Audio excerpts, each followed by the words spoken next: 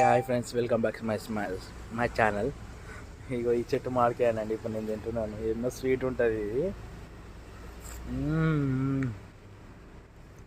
మామూలుగా ఇదే చెట్టు మామిడికాయ ఇది వచ్చంగా ఉంటుంది ఫ్రెండ్స్. ఇదైతే టేస్ట్ పండితే కానీ మామూలుగా ఉండదు. చూడు కాయ ఎట్లుందో.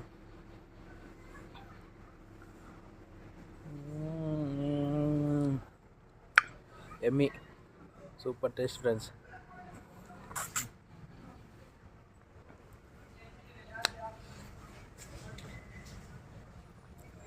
ఘోరంగా ఉంది ఫ్రెండ్స్.